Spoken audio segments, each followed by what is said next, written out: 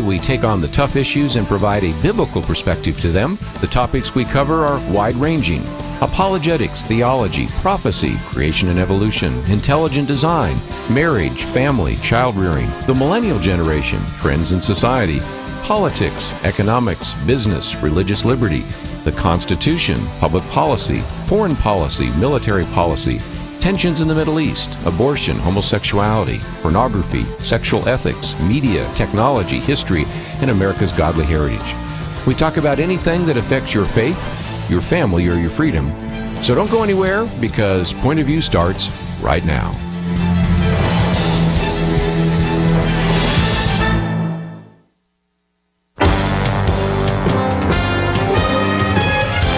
Across America, live. This is Point of View.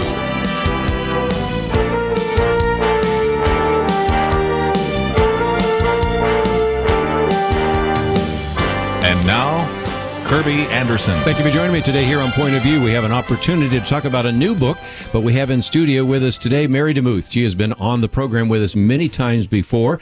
Matter of fact, I think this is the third different studio we've been in, so you've been around for a while. I have been around. Yeah, and it is really a delight to have her here. You have heard her many times before telling her own story, and we'll probably talk about that a little bit today.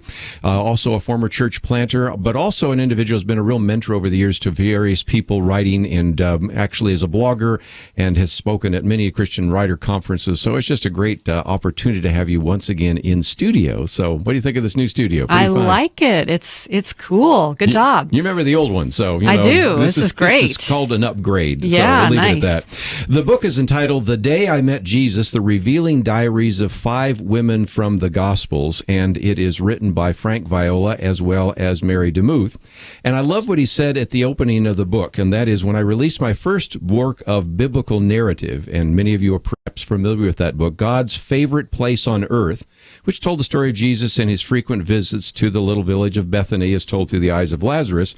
Then, as he wrote it, he really had a plan to have another one talking about the story of 5 specific women. He said, "I didn't feel comfortable writing from the viewpoint of a woman, so I asked the most gifted Christian fiction writer of our time, Mary Demuth, to co-author the book." You can't do much better than that when Frank tells you that you are the most gifted fiction writer of our time, and I would second that, by the way. Well, thank you. That's humbling and exciting, so that's good. 16 books, I think, the last time I counted. 30. Yeah, see, it says 16 I know, here. So, my press release is wrong. I need to fix that. I'm up to, this is number 30. Is that not the craziest thing? I do, 16. I can count 16 just that I own, you know, and I know there are a lot of books that you've written that I don't own. So 30 books. So you certainly bring a lot to the table. But let's talk about this for a minute, because in some respects, what he does is give commentary after you write very eloquently about these women. And we're going to talk about the women that you might imagine that were actually involved in Jesus in one way or another. So the woman caught in adultery we see in the Gospel of John, the prostitute who loved him, of course, the Samaritan woman, which we see in the early part of the Gospel of John, the woman with the flow of blood, and of course, Mary and Martha, I should say. So, but first of all, you had to really get into their experience. And in one sense, you've had experiences that have made you maybe downtrodden or feeling broken. But in the other sense, you had to put this in the first century. And I was very impressed with the research that must have gone in. Can you share that with us for a few minutes? Yeah, definitely. I had to do a lot of research on the first century and what's surrounding that. And I did a lot of even research just on women and the role of women just in society, not necessarily in the church, because the church hadn't happened yet when these women encountered Jesus. And then there was just a lot of gratefulness that came of knowing that my own story helped me to stick my feet into the sandals of these women. So a lot of the research was my own just imagining of what life must have been like, or what it must have been like to put myself in their situation and to taste. And you know, as a fiction author, to taste and to see and to smell all of the things that they would have seen. And then the joy of thinking, okay, what could their backstory be? And I obviously, since I am totally in love with the Bible, I am not saying that these are 100% accurate, because they cannot be. These are an imagining of what these women went through. So you're meeting Jesus through their eyes. And when we get to the biblical narrative of it, it is completely ripped from the headlines of Scripture. But Yes. Before that, it's an imagination exercise. Well, and to use two of the women that you talk about out of the Gospel of John, you have the woman caught in adultery, and everybody thinks she was floozy and all that kind of thing, and there are other words we can use, but I can't use those on national radio. But you know what I'm getting at. Yeah. And you gave us another perspective on that. The woman, and the Samaritan woman with 5 husbands, never even thought about, maybe it was barrenness or something that caused her to go through serial husbands. So fascinating backstory. Again, we'll be the first to admit you're speculating. We're all speculating, but at the same time, it gives you a little more compassion for each one of the women, because John is just telling you the story. Here's what she said. Here's what she did. Here's what Jesus said. Here's what Jesus did. That was it. And the backstory is sometimes very fascinating for fiction writers, and you've done, I think, a very good job of helping us think that through. Let's, if we get into that one, woman caught in adultery. Your story's good on that, because I never really wondered what happened before. Were they caught in the midst of the act? Where was the man? All those kinds of things. So without giving away everything in the book, let's, if we can, just talk about that backstory that you have for her. Well, yeah, as you mentioned, we never see the man caught in adultery. And wouldn't that have been an interesting story if the two of them were standing there? Yes. So you have this woman, and the implication, and scholars believe that there's some sort of setup, that they were using this woman that they caught to test Jesus in something. And so I imagined it as a woman who actually did want to do the right thing, but was in a difficult marriage and enticed away. And when the one time she finally decides, okay, I'm just going to let go and I'm going to follow this man who seems to love me, that is the one time she gets caught. And then she is, surrounded by stone throwers and thankfully also Jesus. But yeah, I think it was a setup of some sort. It just doesn't make sense that in the biblical law, the man should have been stoned as well. It wasn't just her that was supposed to be there. So here she is standing alone, totally, probably partially naked and completely ashamed. And it most likely was not something that she was in a repetitive, that's my thought, but just the demeanor of her in the middle of the conversation with Jesus is what I imagined. When I teach Sunday school, oftentimes I'll show a video, and so I've looked through some of the videos on these various women over the years, and this one, without exception, I don't care if you look at Jesus of Nazareth or the Jesus film or whatever it might be, if they have it in there. Of course, this is not in the original text of the book of John, but if they have it in there, you always have her huddling down, almost never making eye contact with anybody, as you said, partially disrobed. And so you are talking about a woman who is totally humiliated, totally broken. You had something I'd never thought about before, slapped across the face, and perhaps gone through a lot more before she shows up before Jesus. And this is a great story, if nothing else, to speak to the women out here right now that find themselves in difficult marriages, trying to make the best of it, maybe have made some mistakes, know that they're sinners, but in the process, hear the words from Jesus. Neither do I actually condemn you. Incredible story. What would you want to say to some of the women just listening to this? Well, I actually wrote a blog post about this story today on my blog. We had this conversation in our life group, and one of the things that they said in the life group was, this man said, well, I became divorced and I went to a singles ministry and I kept getting propositioned for sex. And we were all like, what? And so there's that dual part of this interaction with Jesus. Yes, all the grace and the beauty and the mercy. I do not condemn you. Everyone's walking away. He's the only one that could throw the stone. And then he says, go and sin no more. And so it's a duality there. It's not just all the grace. It's also the responsibility of, once you've received that beautiful grace, then you don't go hooking up anymore. You love Jesus so much that you can't even think about that. That's really well said. Again, this is part of the book that we're talking about today, The Day I Met Jesus. We also have a link to marydemuth.com, so you can read the blog there. I would encourage you to sign up for that, and you can follow her on Facebook and Twitter and Instagram and all that. We have those links all available. But we need to take a break. We're going to talk about a few more of the women from the Gospels right after this.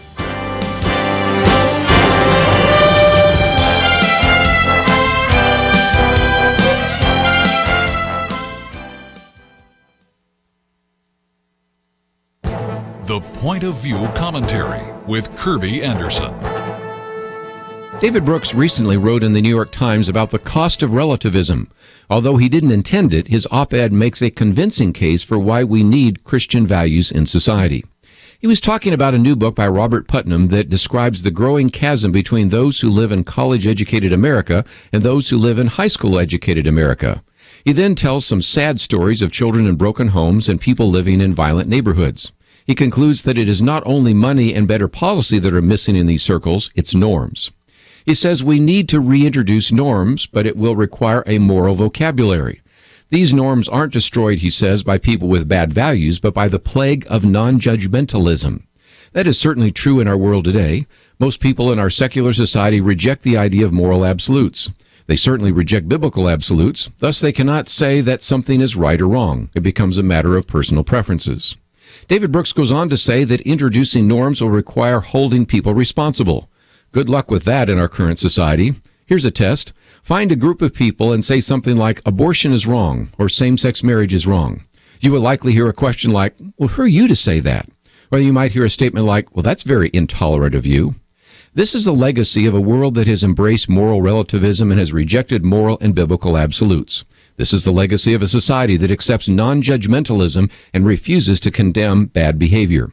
David Brooks has hopes that we will have a moral revival that will reinstitute moral norms in society. He cites a few examples of this happening in the past. I could add many more to his list and mention that nearly all of them came from a Christian revival, Reformation, or awakening. Yes, we need moral norms in society, and Christianity is where we will find them.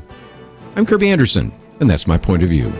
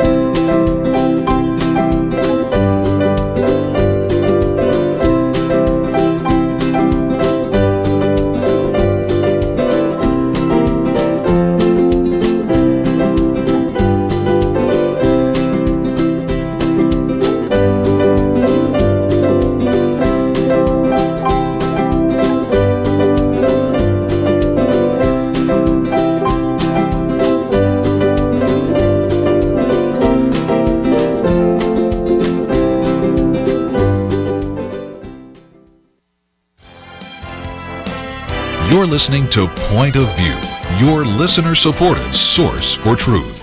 Talking today about the book, The Day I Met Jesus, The Revealing Diaries of 5 Women from the Gospels.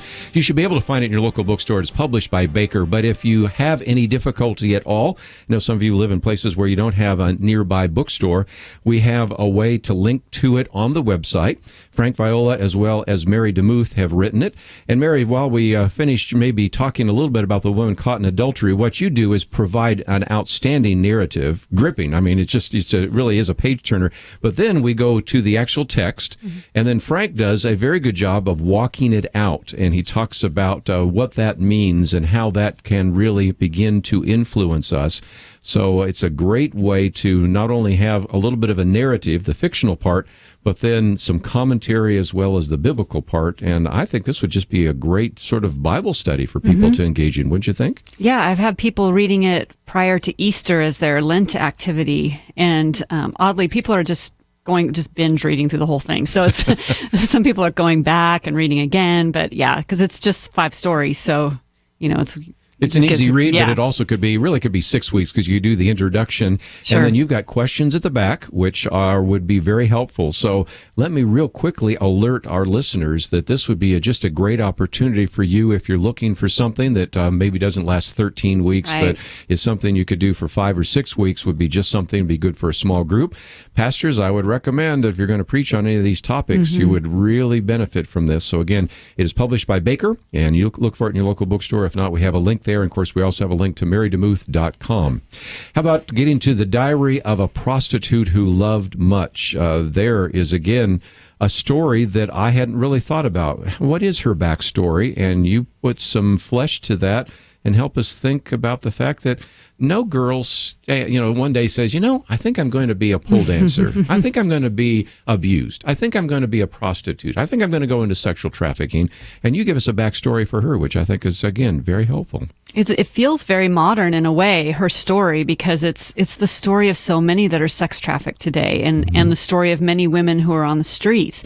She had an encounter as I said, I imagined that she had an encounter with a man who raped her. And at that point, she's damaged goods in that society. And a woman really couldn't make a living aside from being married. And so she found another way to make a living. And I think that's important to think about and to realize this is not, I think we can demonize prostitutes or demonize sex workers and whatnot, but we forget that there is a very long backstory attached to that of worthlessness and being used and being taken from. And so that's kind of the preamble to that story and why I kind of took it that way, because it made sense to me. It was a good setup for something we did earlier in the week, because we interviewed an individual that had been raped as a child, then began to think maybe there's a better way to put myself through college, because my friend is a pole dancer and just undressing herself in front of others and making thousands of dollars that would take me months to make, and she's making that every night. And then gets involved with a boyfriend that she thinks loves him, but turns out to be a pimp, takes her to Las Vegas, and the whole story, on and on and on. And of course, her story's today, and I am second. But it was so fun to read your story just after hearing her story here on Point of View just a day or two ago, and realizing that's how women oftentimes end up in that situation. Talk about that, too, because anybody that has read anything by Mary Demuth, especially some of your fiction novels as well as your nonfiction story, recognizes that you struggled with that, and you really have a heart for, and I think a tremendous ministry to women listening right now that might say, I've been there as well. Yeah, I mean, it's rampant. It's getting worse, and with the proliferation of pornography on the internet, and with people just seeming to get away with things, with the church not reacting well and not being a safe place. It's a difficult issue. And yes, that's my story as well. And I'm just grateful that I met Jesus at 15, because I'm sure I absolutely could have gone down some very destructive paths, and the temptation would have been great to do that. But I guess what I want to say is, there is hope, because this woman is praised by Jesus. And what I've been coming back to lately in interviews has been this idea of what she pours upon him is her wages for prostitution. Yes. And here she's in this kind of uninvited space, and here are these upright folks who supposedly, are making money the right way and are having the nice house and the nice banquet. And Jesus accepts her, and he disses the others. Yes. And so really there's hope. And I think that's the cool thing, is that when we are desperate, I think that's what God really wants from us. He says he chose the foolish things of the world to shame the wise. He chose her. And she was the approved one versus the ones that looked approved. Yeah, and Frank talks about it being a collision of two classes, because think about this, the high and mighty, upright Pharisees, and yet here she comes and breaks that alabaster jar of perfume, which is, again, the wages. Where did that money come from? Right. From the sex trafficking or prostitution, whatever phrase you want to use. She's weeping. I mean, talk about a broken woman. She's weeping enough that her tears, as they're dripping on his feet, are enough for her to wipe them. And so you begin to see that. And then, of course, he tells the story. People can go to Luke chapter 7, in which then he begins to explain, well, who had the debt? Two people owed money. One owed him 500 denarii, the other 50. Neither of them had money to pay back, so he forgave the debts of both. Now, which of them will love him more? Well, Simon at least gets that one right. I suppose the one who had the bigger debt is forgiven. And, of course, she's obviously the illustration there. So it's just a powerful story.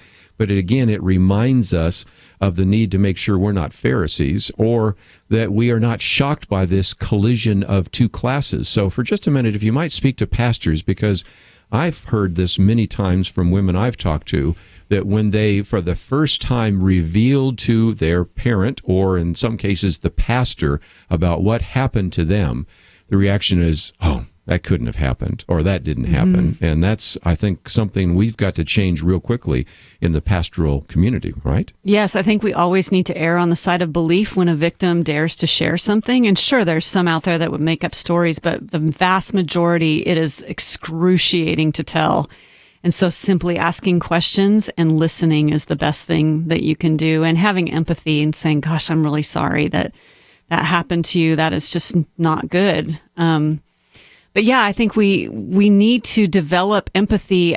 I also kind of wonder maybe if Jesus was playing a little bit with this 500 and this 50, maybe he was really referring to Simon as the 500 and she with the 50 because she already knew her need. And the text suggests that she met Jesus prior to this because this was an act of devotion. After something had happened.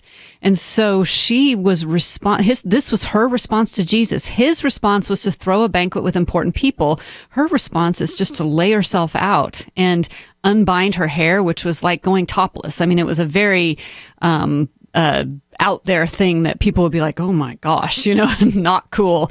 But she didn't care. She didn't care about what was cool. She just cared about adoring Jesus. And that's what I love about the story. Like you said, there is some evidence, obviously, that they had met before. There was a mistake that was made during the Middle Ages where they thought, because you read one passage about Mary Magdalene, you read about that, they thought those were the same women. They are not. I think there's good reason to argue against that. But nevertheless, they had some kind of communication, and she already was convicted of her own sin and already devoted to Jesus. And here Simon is kind of watching this. And of course, the Pharisees have their stiff necks, and it's kind of an interesting story, which again is extremely well written by Mary Demuth. So let me encourage you to find out a little bit more. The book is entitled The Day I Met Jesus, The Revealing Diaries of 5 Women from the Gospels. Frank Viola as well as Mary Demuth are the authors of that book. And if you click on the See More section here, you'll see a couple of things. First of all, we have the link to marydemuth.com. And you have the blog there in case you want to follow her, speaking engagements, the store, because as we mentioned, this is one of 30 books that she has written. So if you are looking for many of her other books, I would really recommend that you do so. And as you do that, you will also find that we have the book itself, and then just a short little review that was actually on the Baker Publishing Group so that you know a little bit more about it. Sometimes you like to read about a book before you buy it. So it's all right there. And one more thing, which I did not know till you came in, so I'll hold this up for the screen here. It's also an audio. So for people that would like to get Christian audio, you can listen to it, you can read it, and I think it's going to be a great way for you maybe to read through it on your own, or to make it part of your small group or something of that nature. So visit our website, pointofview.net. Got lots of articles there today for you, my commentary, and also don't forget we have our Pray for America campaign. That is something we're making available as well, a brochure that is encouraging you to pray for those in positions of leadership, pray about some of the very important issues coming down. We send you this booklet, but we also give you continuous prayer updates and prayer targets for your prayer. Let's take a break. When we come back, we're going to talk about some of those other women, but I'll open up the phones in case any of you have a comment or question. 1-800-351-1212. Mary Demuth in studio. You can watch us, listen to us, and we'll be back right after this. Did you hear about the marriage this month in Thailand of 3 men? Yep, 3 men, 1 so-called marriage. But no relevance, that's Thailand, you say. But last August, a U.S. federal judge struck down parts of Utah's ban on polygamy. What is marriage? Well, the U.S. Supreme Court is deciding that question right now. If you don't believe such things impact you, what do you think the schools will teach once the definition is open to anything that people want it to include? And how will the government enforce their definition on you? It's well past time to simply complain. We need to pray. This is one reason that Point of View began its Pray for America campaign. Visit our website and get your free copy of the booklet, Pray for America. Read it and join thousands of people across the land in praying for the court and the nation. We'll also send updates on other special needs to pray for. Pointofview.net. Pointofview.net. Click on the picture Pray for America. Visit us right now, pointofview.net. Point of View will continue after this.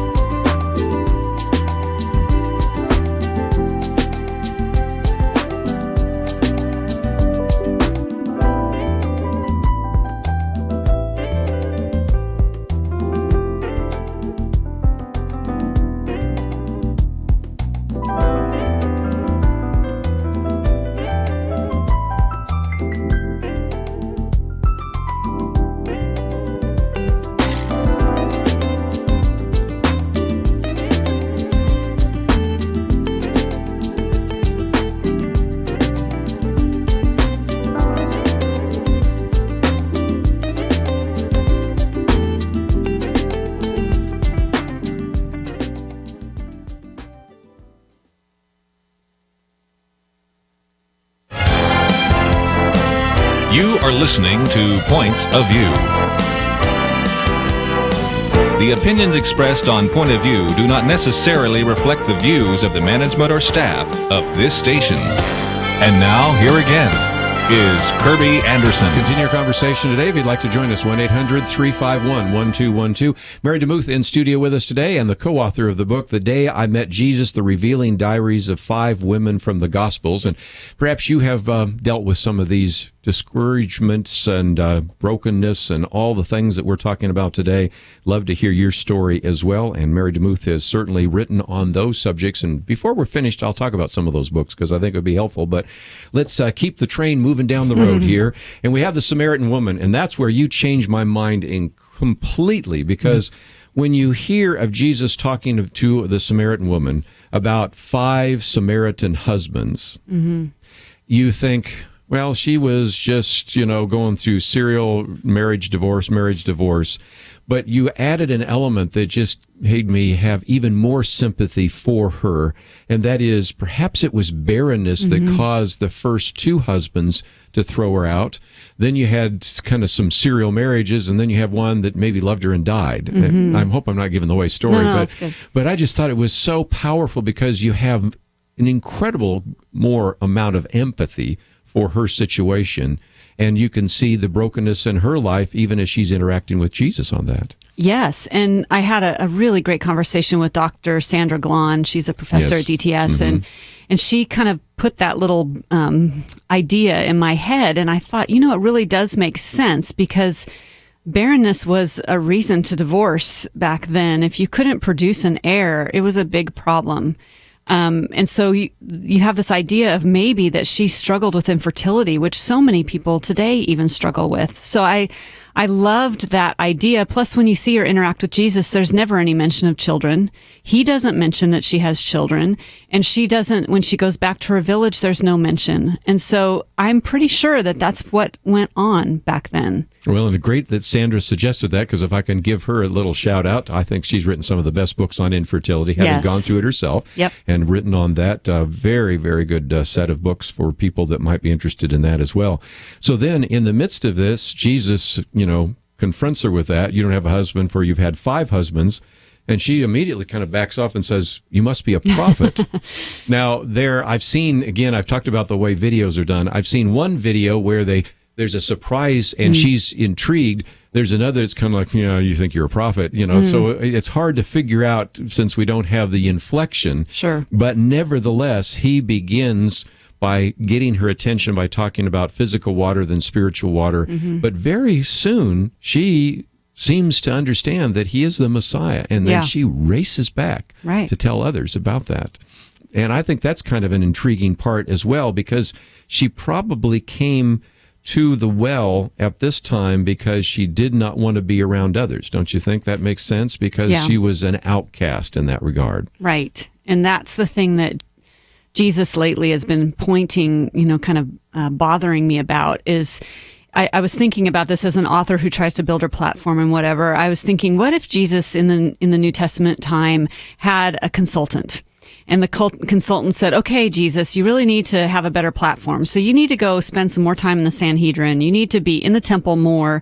You need to be where there's important crowds of people, and you need to be always in these places. And yet Jesus never did that. He always defied expectations. I mean, he did it once in a while, but it wasn't like, oh, I'm always trying to garner more. He's always like, be quiet, don't tell anyone. And he goes off alone several times. And so what that shows to me is that Jesus chases the outcasts. He goes to places where you would not expect. And so as an author and a speaker, I've been asking him lately to send me to small platforms, to send me to the outcast, to send me to the people like this woman who was deeply sad, and life had dealt her some major blows. And yet what I love about this interaction is this is the longest recorded conversation in Scripture of Jesus with anybody. Yes. And here she is, a Samaritan, which is hated by the Jews, a woman, and a woman with a past. And he reveals very important theological truth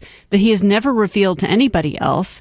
He says, I'm the one sitting next to you, am he. I am the Messiah. He reveals it to her.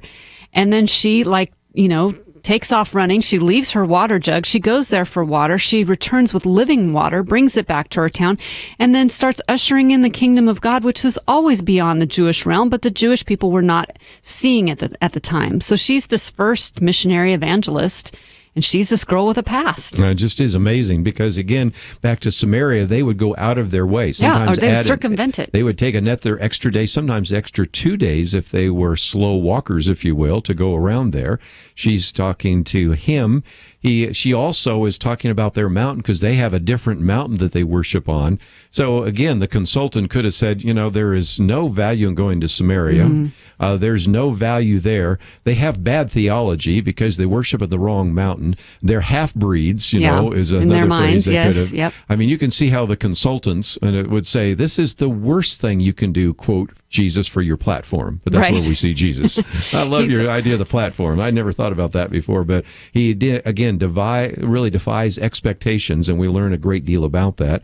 And I might just mention that, again, Frank does a very good job of explaining some of that, the tale of the two mountains, the transformation. And if this is maybe unfamiliar territory, if you want to do a Bible study on that or preaching, there's a lot of great material in this book. But I'm going to keep it going a little bit longer because now we come to another woman, a woman with a flow of blood. Now, this time you have to get into the physical brokenness. There may have been emotional, certainly, too, but here, just this inability to get well, to be whole, and the desperation on her part to then reach out and grab his garment.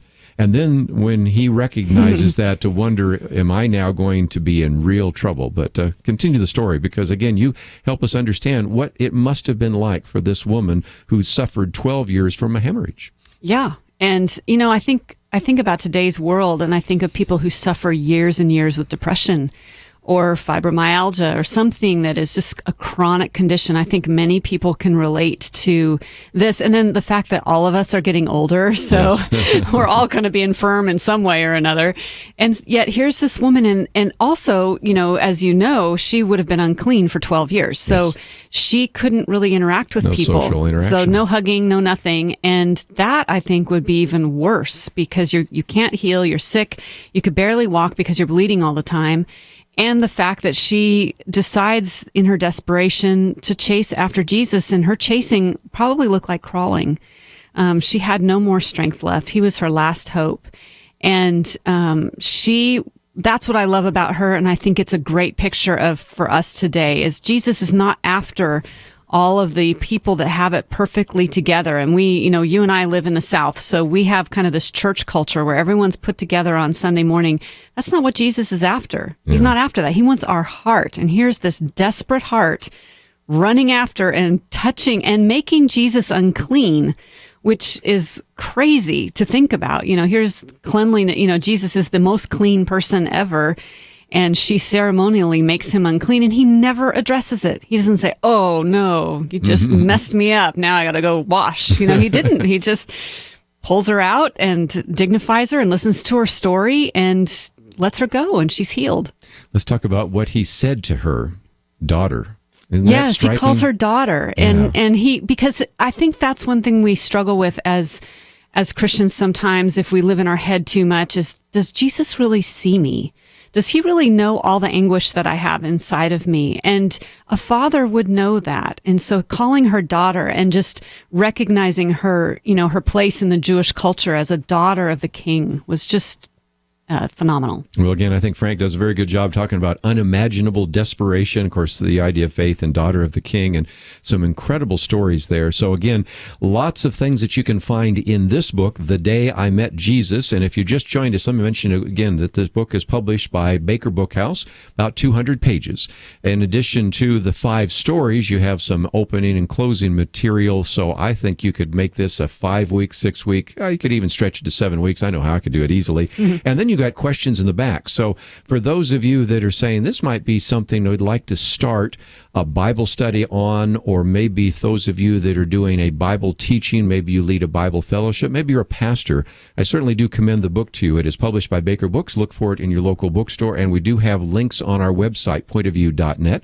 We have links to Mary Demuth. We'll finish off with Mary, and then the other Mary, both Marys, and then just maybe talk about some of the resources on her website, because you perhaps are struggling with some of that, or certainly if you are not, you know people that are, and her resources would be very helpful to those who are trying to find faith, trying to understand that God loves them, trying to put the pieces together of a broken life. And so we're going to spend some time in this last segment talking about that as well.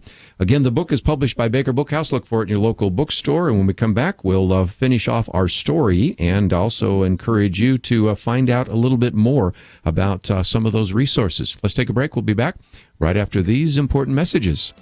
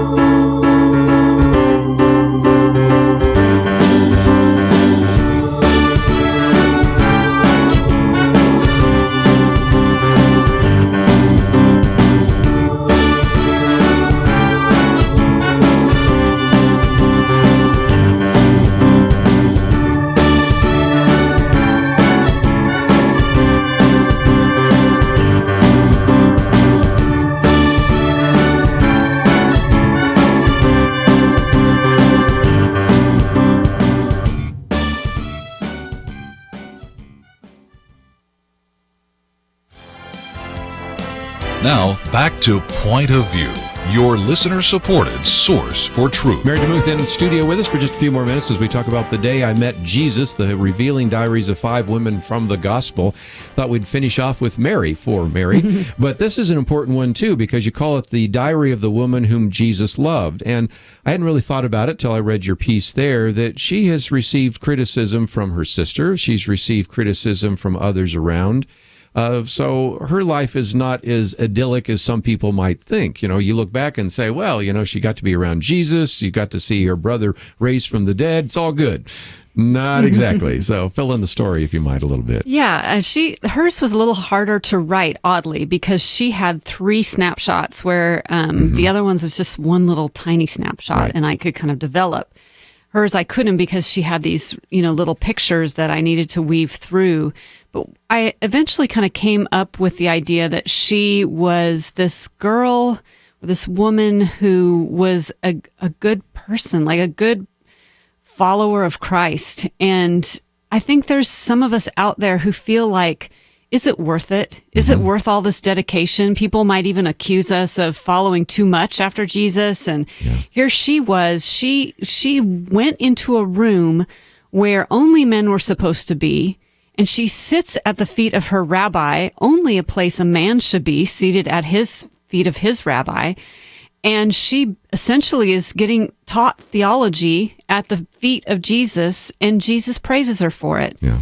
And so I love that, and that kind of helps me to think, okay, when I'm doing all the right things, it's not just the people that do the wrong things. It's when you're doing all the right things and you get discouraged and you think, no one sees me. No one can tell that I'm faithful. But we do serve the God who sees, El Roy, the God who sees, who notices your sacrifice. And so today, if you're listening and you're thinking, I don't think Jesus notices all the things that I do, he does. And Mary's story speaks to that. I love that comment you said about El Roy, because that's in the book as well. And it also helps answer a question that I used to run into. Before I started doing this program, lots of times I would speak on college campuses. And I cannot tell you, Mary, the number of times I had women, especially feminists, say, well, Christianity is anti-woman. Mm-hmm. And my best answer was, well, maybe you could have had experiences where the church has done you wrong, so I'll acknowledge that. But Jesus was certainly not anti-woman. And that would always throw them back a little bit. What do you mean? And you just gave one example. There was no way up until the time of Jesus in which a woman would be given the kind of authority and responsibility and position that Jesus gave. They were the ones that were the first to the tomb. He reveals himself after the resurrection. She is allowed to sit at his feet. He is close friends with Mary and Martha.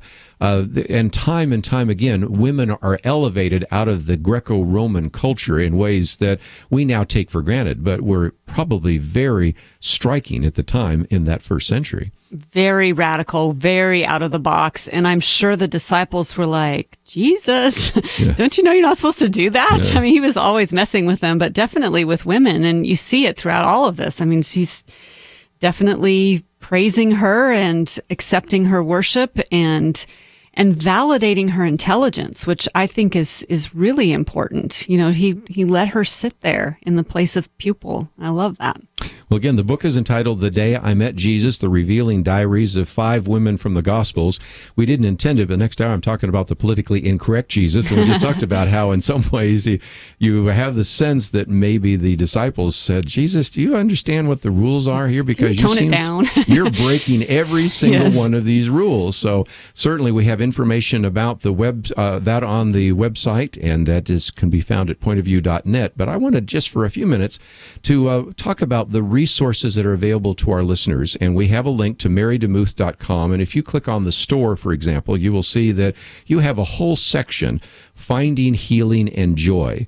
And in some respects, all that you did in writing Not Marked and all sorts, and telling your own story, and some of the fictional novels really are poured into this. But for people, and especially women that are struggling right now with, does God really love me? Mm-hmm. Can I ever get over this incredible violation of me that has taken place? What kind of resources might be available for some of those listeners? Yeah, Not Marked is a book that my husband and I wrote about healing from sexual abuse in the context of marriage, but it also has been helping people who aren't married as well. It's just basically a healing journey map of how to get beyond sexual abuse.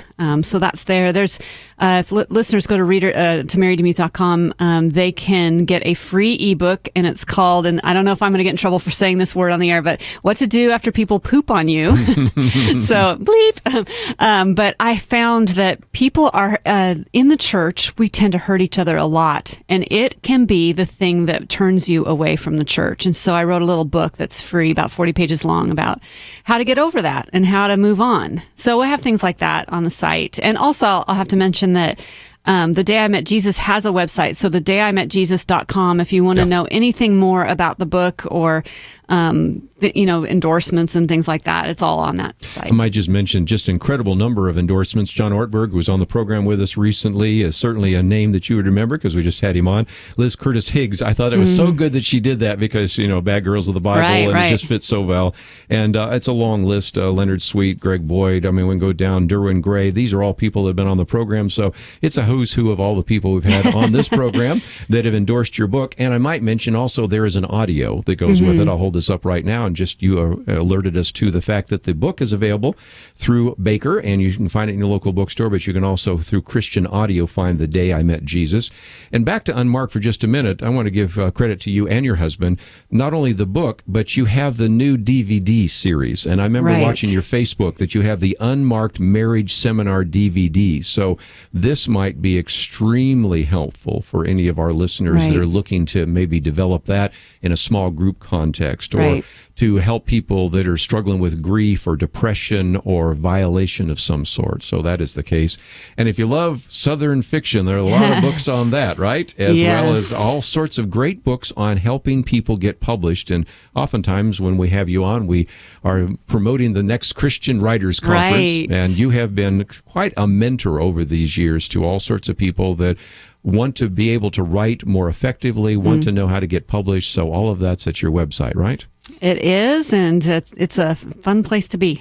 Well, let me mention again that they can follow you on Facebook and Twitter and Instagram, to mention just a few. They can follow your blog, and you have a podcast as well, right? I do, the Uncaged podcast, and that's been, I'm just trying to be like you, Kirby, just following your footsteps a little bit. I can't even keep up with all the things you're doing.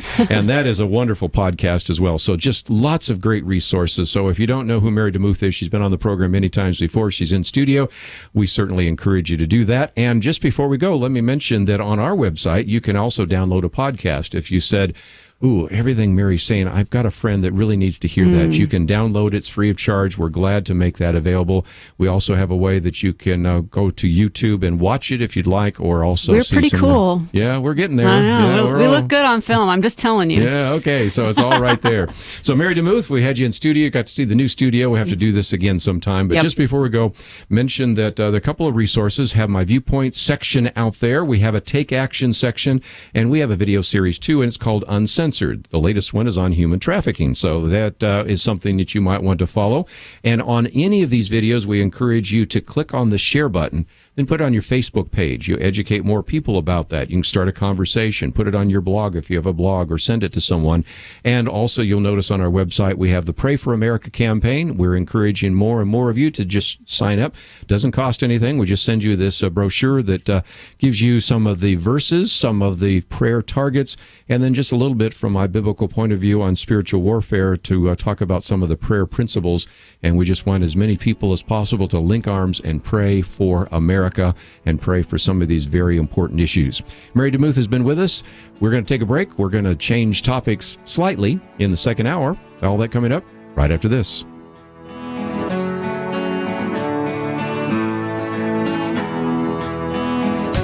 A Christian photographer in New Mexico, guilty. Christian bakers in Colorado and Oregon, guilty. These sincere believers were tried, fined, compelled to attend sensitivity training, and forced out of business because of those who want to redefine marriage. You may disagree on whether it's right to take part in a so-called same-sex wedding, but is this really what we want? People ordered to violate their most deeply held beliefs by a state threatening their livelihoods? Is it right for a court to order a black person to bake a cake for the local Ku Klux Klan meeting? Or to mandate a professed homosexual printer to design a poster with an anti-gay saying for the Westboro cult? Do you understand why the Supreme Court's decision on marriage is so important? Do you understand why we need to pray? Visit our website at pointofview.net. Get our free booklet, Pray for America. Get the booklet. We'll also send updates on things to pray for. Pointofview.net. Click the picture that says Pray for America. Visit us today. Get your booklet, pointofview.net. Point of View will continue after this.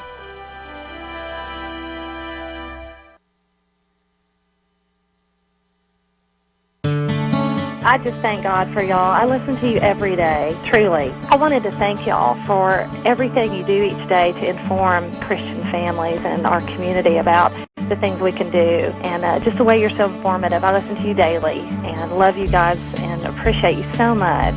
God bless you, Kirby, for keeping this show so on track and for the decades of wonderful help to this nation that Point of View has been. We're all big fans of your work, and we pray that God will just prosper it. As a Christian, over the years that I've followed this program, I am constantly challenged to be on guard and to evaluate what's going on. And if for no other reason, to protect the caliber and the truth of your programming, I need to participate and to back your program financially to ensure that the truth stays out there for people to hear, to view, and to be a part of.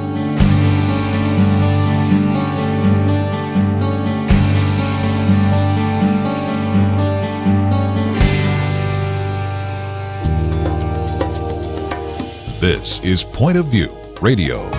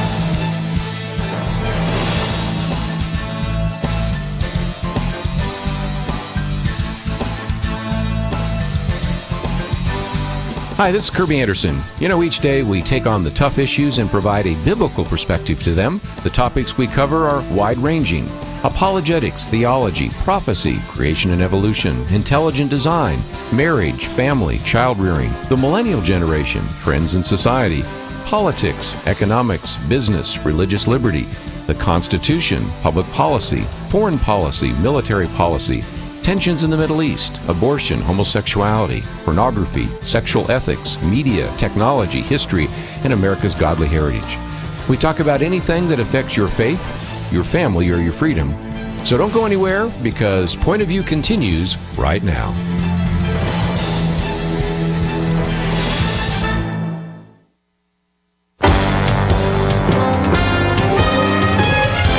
Across America, live. This is Point of View.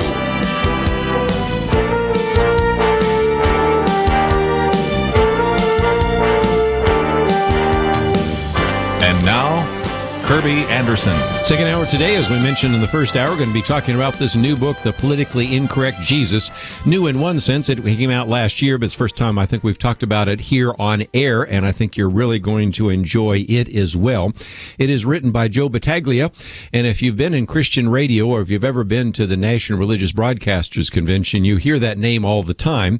He is the founder and president of Renaissance Communications, and he's known for a number of things in terms of representing all sorts of clients, but you may have run into him indirectly through some of the various films that he's helped promote, like The Passion, The Lion, the Witch, and the Wardrobe, The Polar Express, Facing the Giants, Fireproof, Courageous, or some of them are newer ones like God is Not Dead, Heaven is for Real. Been very much involved in all that. I might even mention that Alex Kendrick, who is the filmmaker that did things like the Facing the Giants, Fireproof, and Courageous, said Joe Battaglia boldly exposes the lie behind the religion of political correctness.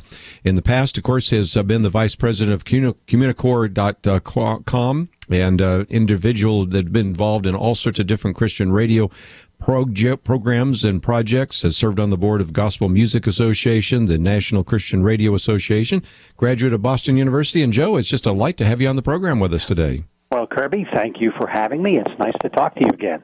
We would love to talk about this book, but before we get into that, let's, if we can, talk about how God has been using you effectively to promote various speakers and films and things of that nature, because in some respects people might not be familiar with your name, but they certainly are familiar with what you've done to put some of those things front and center so that we could watch them or hear from them. Well, I have been quite busy over the past couple of years. We're involved in much of the promotion of many of the movies that come out that I bet a lot of your audience would love and have seen. You know, we, like you said, we have worked on all the movies from Sherwood and the Kendricks over the past 10 years, from Facing the Giants to Fireproof to Courageous, and, of course, the new one that comes out in August 28th. It's called War Room, and it's all about prayer. Great. And so that's going to be a fantastic movie. And then the one that comes out tomorrow, Do You Believe, from PureFlix, which is the group that brought us God's Not Dead. This is another amazing movie that people are going to say, wow, when they walk out of the theater. This is as good as anything you've seen Hollywood produce, technically, but with a redemptive story. So if you're not doing anything tomorrow night, go see Do You Believe. It's an amazing movie, and so we've just had so much fun doing these over the past X number of years, and just enjoy doing that. And then, you know, we also work very closely with Dr. Steve Brown with the Key Life Radio Network. Sure. Steve is just an amazing educator and teacher and communicator. And then we also work with Feed the Children, the ministry out of Tulsa, or rather Oklahoma City, rather. And so we do a lot of their national radio promotion, and then we also have our own radio show that we are executive producer with my partners called Keep the Faith, heard on a number of stations nationally. So we are busy. Keeps us off the street, and being here in North Jersey, it's not a bad place to be outside sometimes, but we enjoy doing what we do immensely. I might just mention the foreword by Eric Metaxas, good friend. He's been in the studio many times. Of course, you know him very well, and he has said he was just thrilled that you've written the book. And a virtual who's who of individuals that have endorsed the book, some of whom we've already mentioned as well. People like Steve Brown and the Kendricks and others, but I would add to that Larry Poland, who's just on the program with us the other day, Jim Liskey of Prison Fellowship, Michael W. Smith, and the list goes on and on and on of people that certainly appreciate the book. So let's get into it, and it's called The Politically Incorrect Jesus, and each one of the chapters starts with kind of an opening statement, and then we get into it. And the first one, of course, deals with the culture war, and you said, when we raise the flag higher than the cross, we have a problem.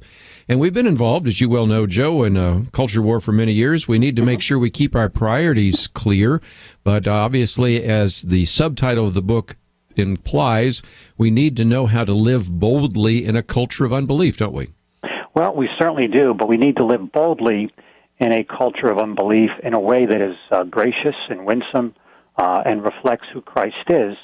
And that's why I wanted to be sure that I underscored the fact that it's perfectly fine to stand up for what you believe.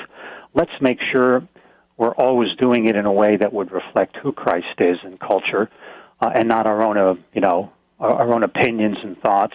And let's make sure that when people see us and hear us, as I like to say elsewhere in the book, that our love is more evident than our doctrine. It's very hard to handle absolute truth, I often say, and we need to be very careful in how we handle it. And I think Jesus was very clear about staying out of the fray that misinterprets who he really is. And again, I just want to make sure that people understand, and you used that line, when we raise the flag higher than the cross, we have a problem. Let's make sure that when we are actually done at the end of the day, that people have seen Jesus and not our own particular nuances of what we believe. So just one way to say it. Well, and another way I sometimes say it is we have two weapons. One is the weapon of truth. The other is the weapon of love.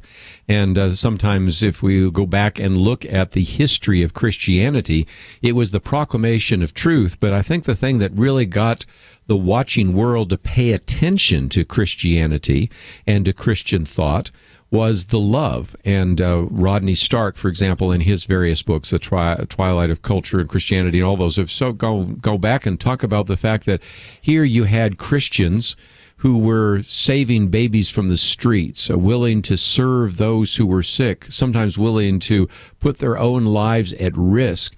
That love was so attractive that it was even more disarming than the truthful proclamation of the gospel. And I think what we need today is, obviously, there are a lot of issues we need to address, and we'll talk about that as we work through your book. But knowing that we have not only the weapon of truth, but the weapon of love, that we should be able to speak the truth in love, are going to make us much more effective in this 21st century battle of ideas. Well, no doubt. And I use several illustrations of how to flesh that out in the public square, if I might, talk about that for a moment. Jesus came to redeem culture, not condemn it. The New Testament is replete with instances in where he says that. Now, we know that condemnation leaves no room for love, while redemption is all about love. So when we look at a particular story, say in the New Testament, let's take one that everybody knows about, the woman caught in adultery. The politically correct police of Jesus' day brought this lady to him with hearts full of condemnation. He sees beyond all that and rises above it because Jesus is always above polemics and politics. And he offers us something and a model to represent. And basically, he initially, offers compassion. He then, I often think Jesus had so much compassion for people in these kinds of circumstances that he exhibits a different kind of love. And I'd like to talk about that on the other side of the break when it comes up, okay? Good radio guy. We'll be right back.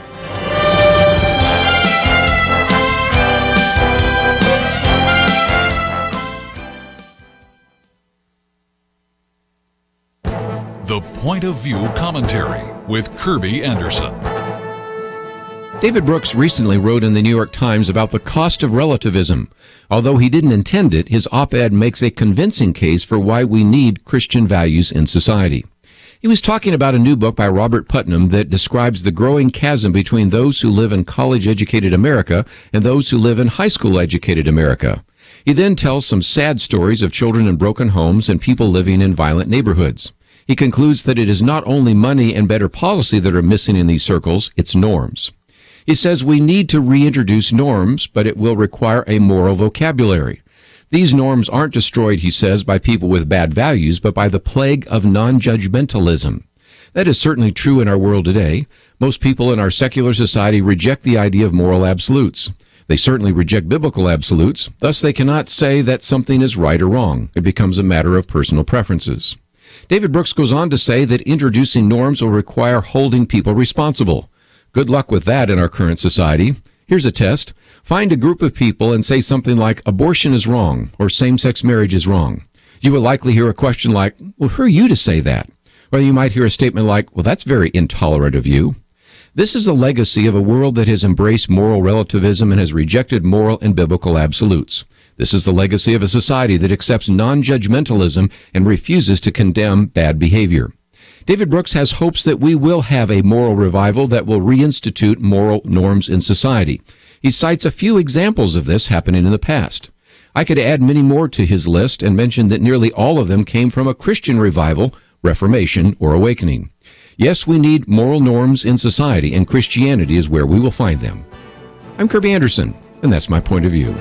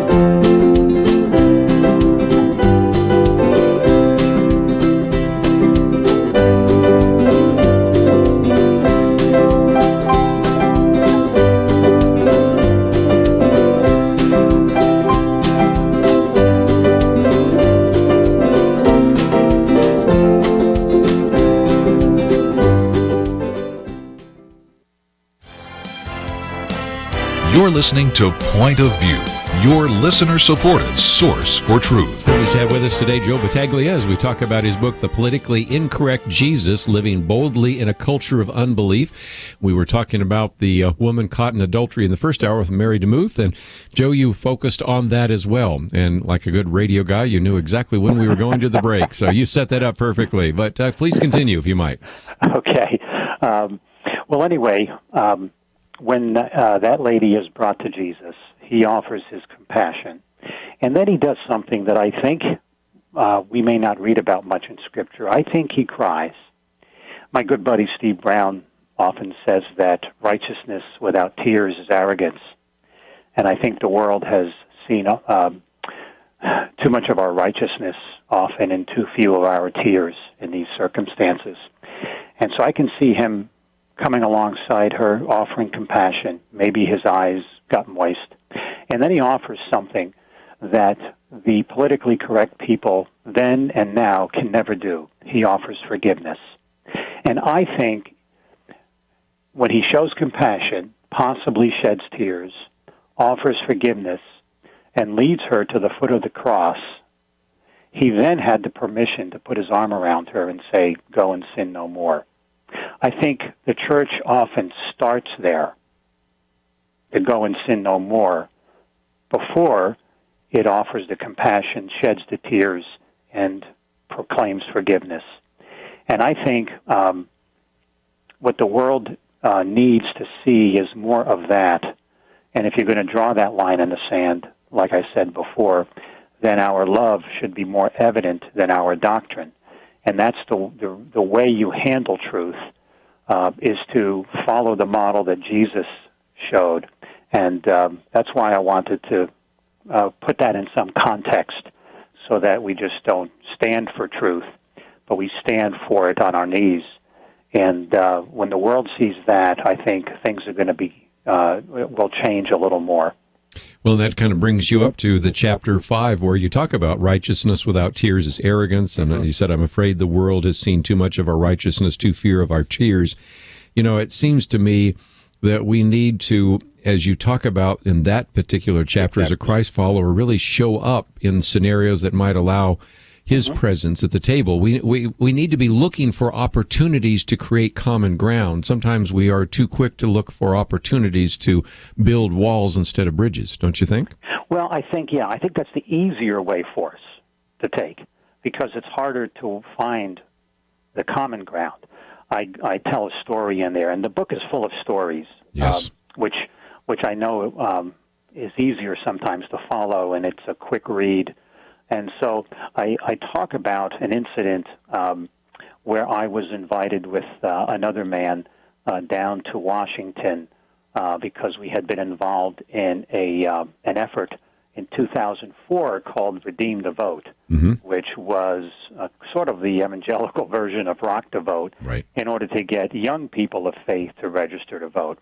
And we did so in a way that got us a lot of publicity, and we also, we're not strident in the way we were doing that, and we were invited down because these individuals who saw the value in what we were doing thought, well, these are people who aren't angry at us, so maybe we can invite them down.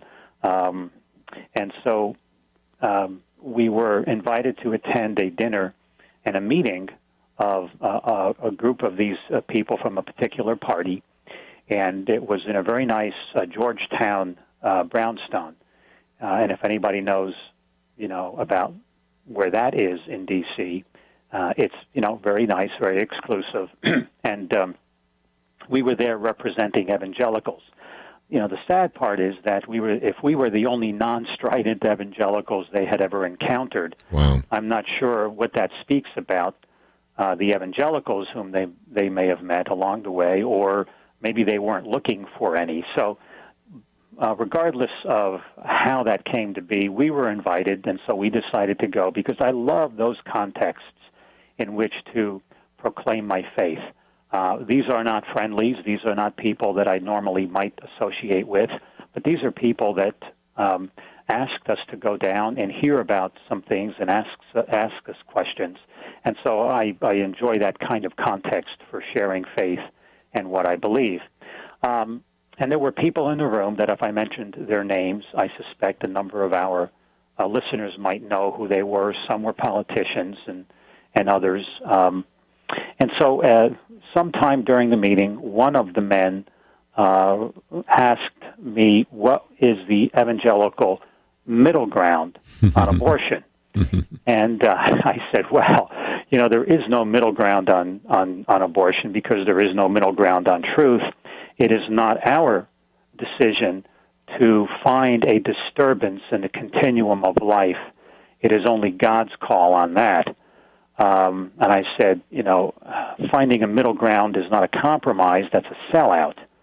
And to which he threw up his hands and said, there's no reasoning with you people. And so I said, well, let me explain. You're asking the wrong question. It's not a question of finding middle ground, which, as I said, often means finding some compromise that you would sell out your position on. The real key is finding common ground. Where is that intersection where we can work on together and believe in something? And as we talked about that, afterward a man came up to me and said, I'd like to have breakfast with you in the morning. And he was the head of an organization that helped frame white papers for this particular party. It was like a think tank. And so we had breakfast, and he hired me to help frame an evangelical position on a number of issues: immigration, abortion, homosexuality, and things like that. And I it was almost like writing a thesis paper back in college again. It took me several months to do, and I presented it, and they accepted it, and they were, kind of tweaked it into their progressive speak, and then announced it and released it at a national press club where I was standing alongside them that day. And the issue is this.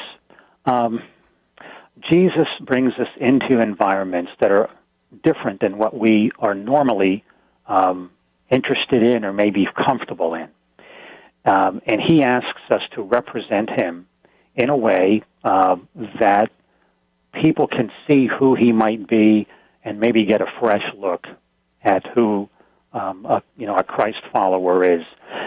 And I think it's imperative that we often intersect ourselves into those kinds of situations willingly to make us uncomfortable, to take us out of the cultural things that we seem to default to all the time, because at that point, all I had to do was show up. God took care of the rest. And that may be the first time that a lot of those individuals actually heard the gospel framed in the way that we may have presented it that evening. And so, to me, the issue of enjoying those particular contexts to find common ground with individuals who think differently than us is a wonderful opportunity for us to share the gospel. And so I hope that what I'm saying in the book allows people to think through how they should respond to situations where they might go as a Christ follower and really enjoy it rather than fear it. And again, I think I pull out at least two obvious principles there. Number one, availability, the availability to go to that. There'll be a lot of people saying, I'm not going to go there at all. I know we're already going to disagree. And then the graciousness, because when he throws up his hands and says, it's nothing with you guys, you went back and tried to keep the relationship going, talked about common ground. So those are two very important principles. So let's take a break. When we come back, I want to talk about media, because chapters 6 and 7, as well as others, and of course, you've been in the media. How do we think about that? Because that is certainly a very important issue. And we'll continue working our way through the book, The Politically Incorrect Jesus. If you say, well, I'd like to know a little bit more about that, you can look for the book in your local bookstore, but we have a place for you to order it. And also we have a link to the politicallyincorrectjesus.com. So there you can find out more about Joe, as well as about the book, and all sorts of other resources are available on the website, pointofview.net. And so I would encourage you to take the time to click on that website. And as we are going to a break, let me mention again, we're encouraging you to pray for America. That's part of our Pray for America campaign. And one of the things we do is send you this booklet that I've put together. And it includes a number of things, including some of the key scripture verses, some of the prayer targets, and then a few principles out of my biblical point of view on spiritual warfare book on prayer. So we certainly encourage you to join with us as we pray for this nation and as we think about some of these very important issues that we need to stand for in this arena. We need to do it with truth and grace and love. We'll continue our conversation and open up the phones. 1-800-351-1212. We'll be right back. Who would you say is the key to revival in America? Would you say it's unbelievers turning from their sin? 2 Chronicles 7:14 seems to say it's Christians God is looking at before granting an awakening. You probably know it. God says, if my people, the ones called by my name, humble themselves and pray and seek my face and turn from their wicked ways, then I will hear from heaven and will forgive their sin and heal their land. God doesn't expect those without His Spirit to lead the way. He's looking at us. So, did you pray today? Did you pray for America? Point of View Radio urges you to visit our website and get your free copy of our new booklet, Pray for America. When you do, we'll also send you updates on special needs to pray for, like the Supreme Court. Visit our website. Look for the Pray for America picture on the right side of our homepage, pointofview.net, pointofview.net. Join people all across this land and pray for America. Visit right now, pointofview.net. Point of View will continue after this.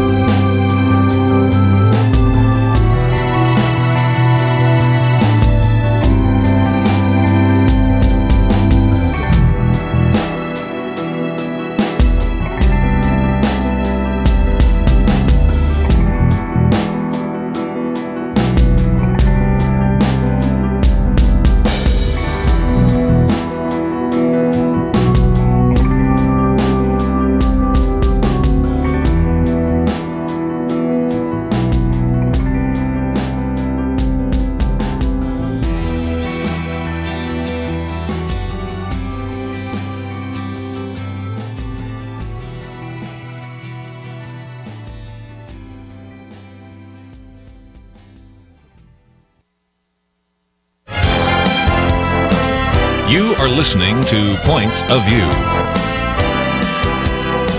The opinions expressed on Point of View do not necessarily reflect the views of the management or staff of this station. And now, here again is Kirby Anderson. Privileged to have with us for a little bit longer Joe Battaglia as we talk about his book, The Politically Incorrect Jesus. Came out last year, but we certainly wanted you to know more about that. We have information about him and the book and a link to the website on our website, pointofview.net. And Joe, you have worked in the media for so many years, and I would love to get your perspective and perhaps a discernment about how to deal with media, because in Chapter 6 you talk about media. Of course, you're a journalism major, so you understand that. Then in Chapter 7 you talk about entertainment, what you call the indigestion of entertainment. I know it's a broad question, but let's talk about how we as Christians can think about media, what we put into our minds, what we put into our hearts, how to have discernment. I think that's a very important question. It always has been, but especially now in this 21st century when we have so many sources of news and information. How can we think about that biblically? Sure. I think, let me put it this way. Part of the issue that I have with our current media fare and the way news is interpreted as, like you said, I was a journalism major.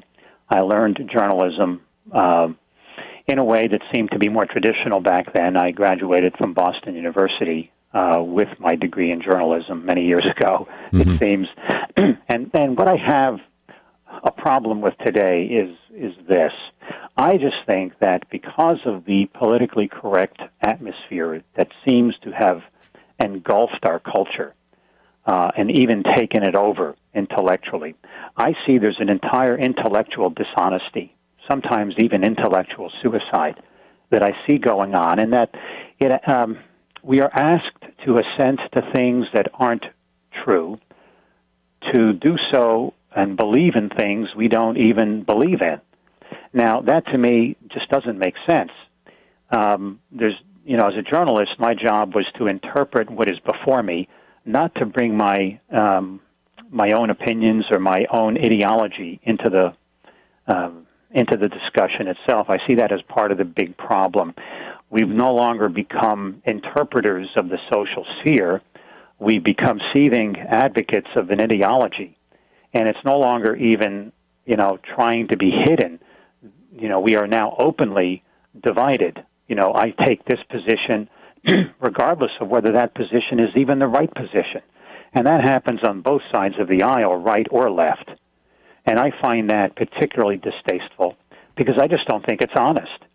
And I think when I did my research many years ago as to building a biblical framework and definition of my profession of journalism and communication, what I found were two Greek words that I'm sure a lot of people are familiar with, koinonia and logos. Koinonia is that fellowship, that establishment of something in common with people. That's where we get communication from. And then logos, who Jesus was referred to as the logos, and that is the embodiment of truth, the highest form of accuracy you could possibly achieve. And so what I tried then to bring into my journalism and my media efforts was something that established this commonality between people so that you could understand what I was saying and that it would be the highest form of truth that I would bring to that and try to be as accurate as possible. And so what I see now is just the reverse. We are bringing to the table, our current purveyors of media, if you will, things that just aren't right, things that aren't right based on what is obvious. If you say that you're going to interpret something for somebody and you do so because politically correct thinking would have you not offend anyone or think that just because one stands for truth, that there is no longer any truth, no absolutes, well, that's created just the reverse of what should be. It's created things that aren't obvious. It's created things that people are doing that aren't true. And I say in one of my chapters there that once you no longer have any absolutes, you no longer know the truth, you lose your moral compass.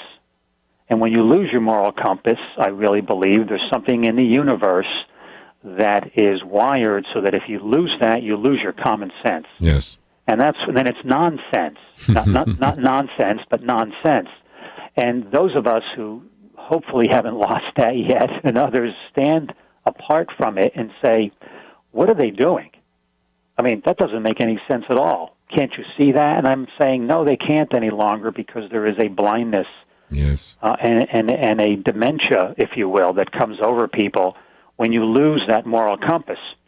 And so I use a line, in the book that we now look for truth in dung heaps. And that's what our media is trying to feed us. And they stick their hand in this muck and they pull out something and hold it up and say, isn't this beautiful? And we're all looking, scratching our heads and saying, what is he talking about? Not exactly. Yeah. I mean, it's absurd. And so I often say that my mind is not a repository for someone else's garbage. I think that's why, Jesus and even the Apostle Paul said, here are the things we should think about, because they understood that what you put into your mind, is going to come out the other side, and it's not pretty. And so I just think it's important for people to understand what we're being fed and to not allow that to happen. I have an illustration, another story that maybe I could tell now. Sure, please do. Before the next break. It's, when I'm walking in the mall, my daughter asked me to go shopping with her. And I said, sure. And we walk into Abercrombie and Fitch. I can say that, I think. And so sure. I hadn't been in there for 30 years. Last time I was in, it was a real preppy store. And so I go in, and, hey, I live here in the New York area, always have, and it's hard to really shock me. But I walk in. But this time, I'm looking around, and on the walls, for people that have not been in there are pictures of young adolescent, teenager girls, naked from the waist up, lying on young men similarly unattired. And I'm just getting angry, and my daughter's poking me in the ribs and saying, Dad, don't, because she knows that I probably will say something. And so I walk up to the counter, and there's a young man and a young lady there, as normally there is, then maybe they were 18, 19, right? And I put the shirt on the counter, and I mentioned to the young man, I say, please tell the manager that I'm terribly offended by what I see here. And by the way, how do you feel about this? So he kind of sheepishly looks away, and then I say, young lady, how do you feel about being portrayed like this, particularly when you're, in front of this young man? And she kind of sheepishly looks away. And my daughter hits me in the ribs again and says, Dad, they don't care. Yeah. On cue, the kid turns around, the young man, and he says, I wish my father cared as much. Ooh, great line. Wow. Yeah. And so as we leave the store, my daughter says, well, he had to say that. And I said, no, he really did not have to say that. And she was, 14, maybe 15 at the time. And I said, you will learn that he said that because it was on his heart to say that. And we need to be very careful and I guess I want to talk to the men in the audience and the fathers, that we need to be very aware of the assault that is on our daughters in particular and our wives, the disrespect, and to stand up for it, as I did in this case, not because I think it's that noble to stand up for things, but because when we see things that are troubling, and these things are an assault on our children, and I've been in the media long enough, right, and you have too, this isn't something that nobody just thought about. They just thought, well, we'll just put up a few posters on the wall. No, this is an intentional plan to change the culture and the mindset toward things, and we need to say things about this when we encounter them, but in grace, and taking the gracious way, just addressing the young man at the time. He comes back and says that. So I trust that that's a lesson that we can learn, and as a story that we can often apply when we're in those situations of how we should respond, to the things our media throws at us, whether on television or in movies or even in stores. I mean, it's all media. It's all there to create an impression, drive home a point. But we must be aware of these things because, as I say in that particular chapter in March of the Trojan Horses, the culture in the world will throw these things at us and tell us they are gifts. And believers and others unknowingly invite them into our homes, into the gates of our city. And when we least expect it, those forces just descend during the evening and attack us and overcome us. And that's how a lot of us are, have to fight that back, this whole thing of what's going on. So that's just a little bit of what I believe on that. Be right back.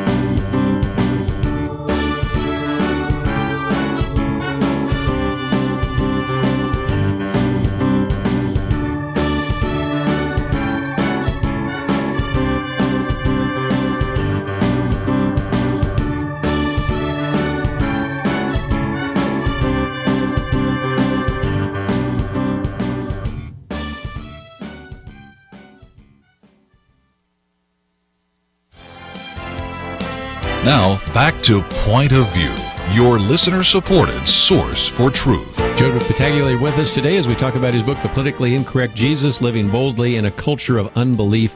It is published by Broad Street. You can find out more on our website. And about 24 different chapters, so we've only dipped into a few, and certainly we've mentioned some of those already as we've talked about just in passing the March of the Trojan Horses, the culture war, developing common ground, the issue of media and entertainment.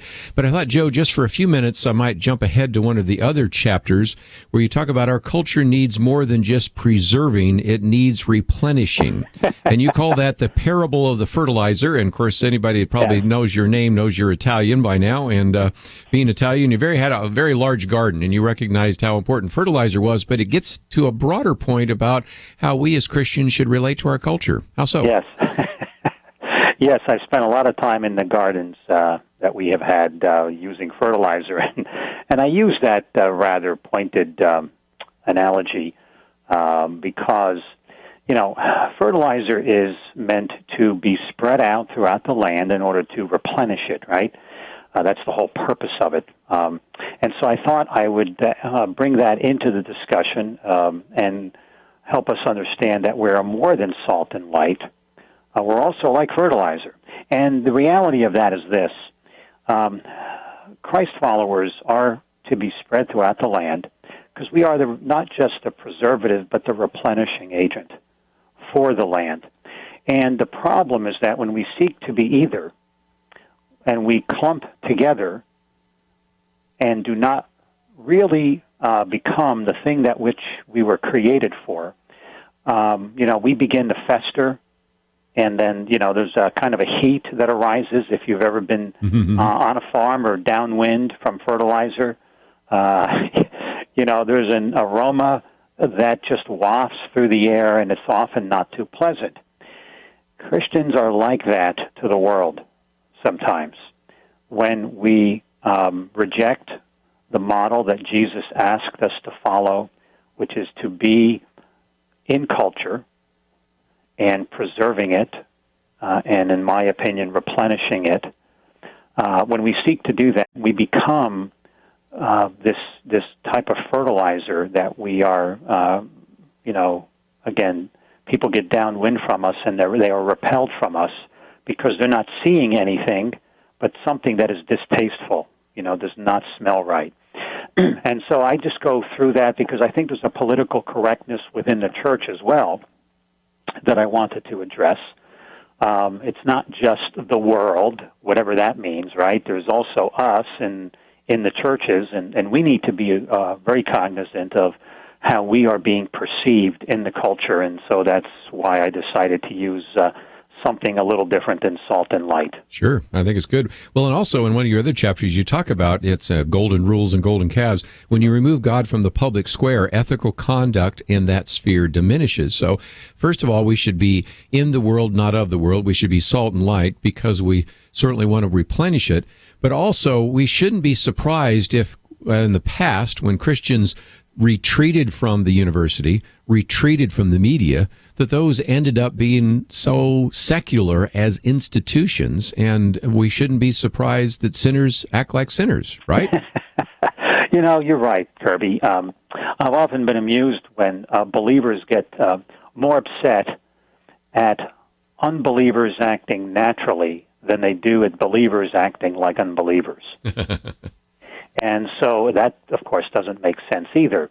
And so, the idea is just to encourage people that, when Moses went up to the mountain to get the tablets, Aaron was supposed to be down in the camp keeping things together, and, that obviously didn't happen.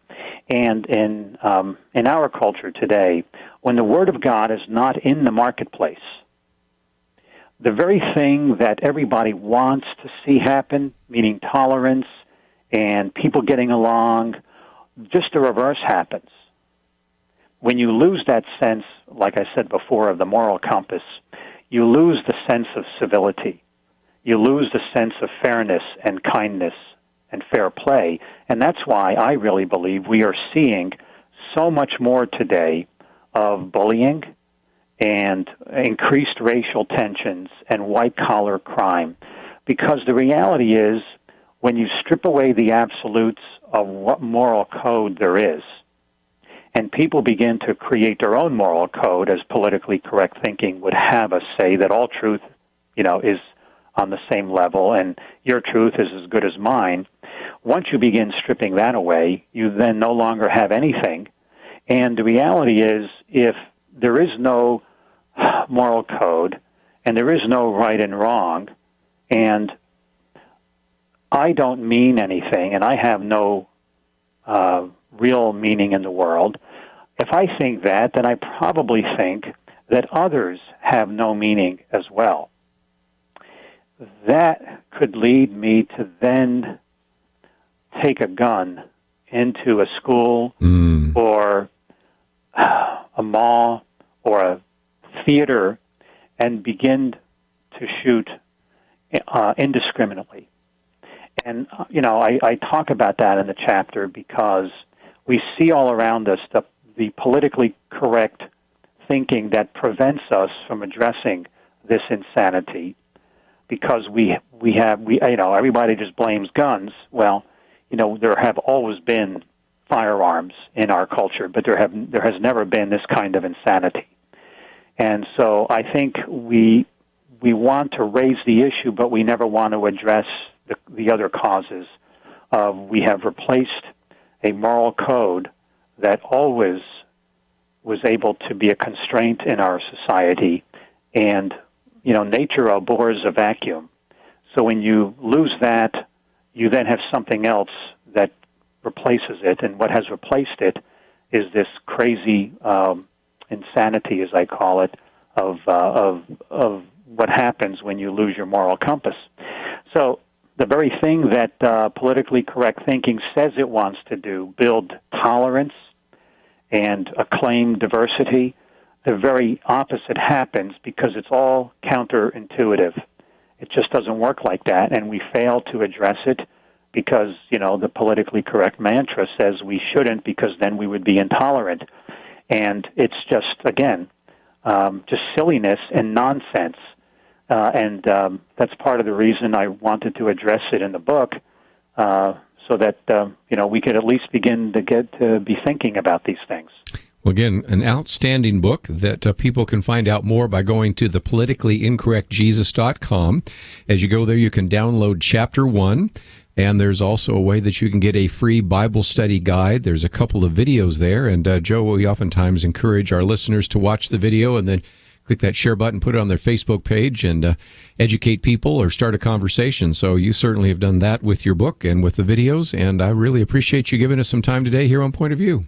Well, Kirby, thank you. I mean, it's always great. You do such a service in the way you handle the show, and I'm just happy to be here with you and your team today and your listeners, and trust that, something I've said and, may have sparked something so that the book can be used in a way that would challenge people to rethink how they look at their culture and how, more importantly, to be like Jesus.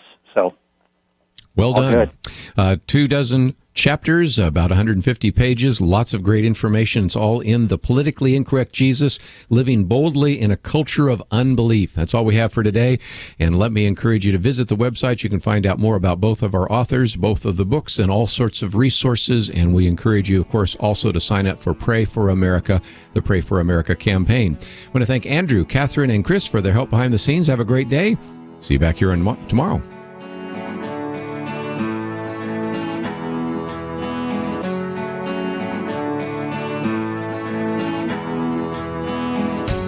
Are you ever frustrated with America's leaders? I know. Are you ever not frustrated? So, what are you doing about it? In Proverbs chapter 21, the Spirit of God hits us with this: the king's heart, and we could say the president's heart, the senator's heart, the congressman's heart, the Supreme Court justice's heart, is like channels of water in the hand of the Lord. He turns it wherever he wishes. Your prayers unleash the most powerful weapon in the universe. If you're in union with Jesus Christ, your prayers touch God's heart. So again, what are you doing about your frustrations with government? Point of View Radio is spearheading a new effort to get as many as possible to pray for America. It starts when you visit our website, pointofview.net, and click on the Pray for America picture on the right side of the page. We'll send you our Pray for America booklet and updates on things to pray for. We must pray. Click in now to pointofview.net and pray for America. Point of View is produced by Point of View Ministries.